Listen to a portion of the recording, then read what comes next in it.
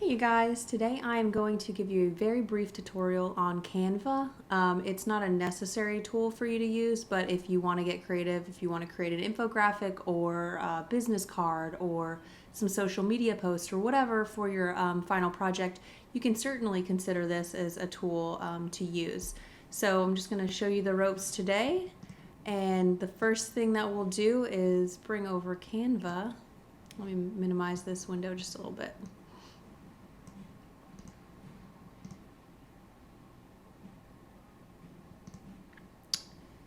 And I think it's gonna bury me today. That's okay. You just need to see Canva. You don't necessarily need to see me for this. Okay, so you're gonna go to canva.com, and you can you can pay for a service that takes the watermark basically off of any of your designs, but you can also just use the free one for sake of this class. The first thing that you're gonna do is go ahead and log in, which I've already done. Let me decrease this just a little bit more.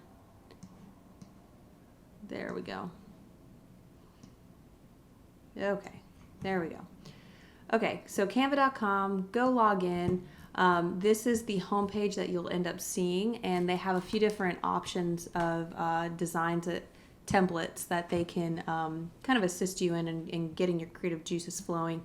Again, like if one of your stories, your video story, for instance, includes some data that you want to describe through an infographic, or perhaps it's a process that you want to describe through an infographic, you can choose the infographic model. You can choose a card, which is what I've used for Christmas cards, or we just used it for our baby announcement. You can use it for birthday cards. Posters are a great one too. If a lot of you guys are involved in different organizations around campus in which you help with like some of their marketing or promotional materials for upcoming events, or fun runs or things like that. The posters is a great template to use. Logos, so if you're creating websites for different people or even for yourself, you can kind of tap into that and see what it's up to. So let's just scroll down and I'll show you a few of these different examples. So they do a lot of different social media templates and designs, which is, I use this for my professional work a lot just to kind of get some different ideas. They have different looks and feels for different purposes. Of course, some are animated, as you can see, and others are pretty static. And they have them designed in a way that once you create them and upload them, they kind of conform to whatever medium you're using. So this one's obviously for Instagram. Facebook dimensions might be a bit different. And they have like lots of different options there too.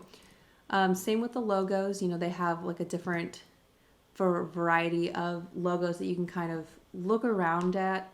A lot of the times I'll go and just kind of look around. Let's see, for flyers, we'll just see all, and I may not use the ideas exactly as they are, but I kind of like, let's say that I kind of like the layout of this guy, so I'll take that template and change out the picture and maybe change out some of the fonts or the font sizes, obviously the words and the content themselves, the icons used here.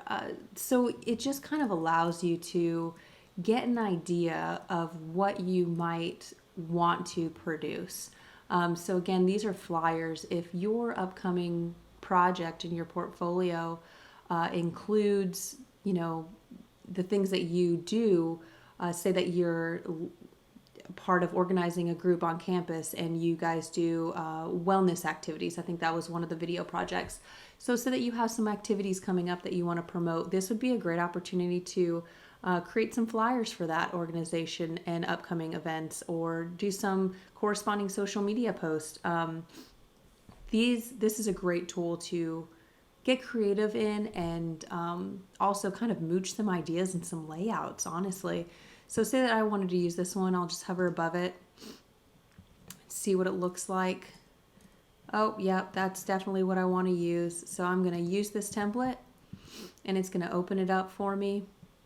And this is where you use its interface to change out the content. So you can kind of get in here, and as soon as it loads, there we go.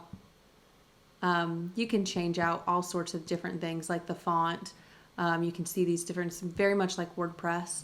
You can change out pictures. You can change out your little different icons that you use. You can change out colors of the background or the font or the text or whatever you wanted to change.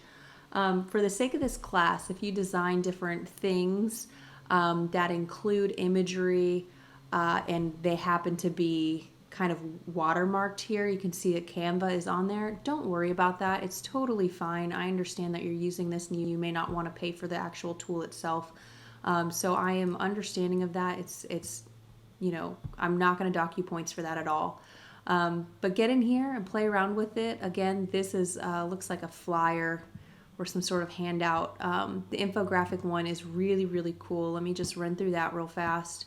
Again, if you have a process that you're trying to explain, like a step-by-step process, or if you have data that you're trying to convey, the infographics one is really neat.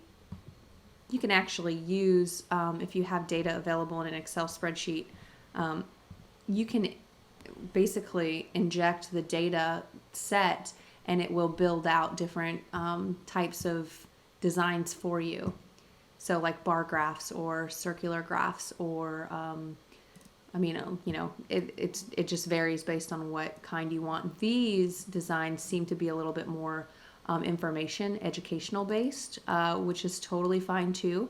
So if you wanted to go down that route and create something for your portfolio or your final project, you can certainly do that. This is just one tool that I think you might want to just get in there and explore either for this class or for future projects that you have to create things for, whether it's in class or out of class. So if you have any questions regarding Canva, you can certainly email me. There's tons of information online as well. They have a great kind of resource within their support system. You can always Google, of course, but feel free to play around with this. Again, don't worry if things are watermarked and you end up exporting it, which is done right here. So you'll download and you'll choose like whether or not you want to download the PNG, which is suggested. I suggest that you do that as well, and then just download it.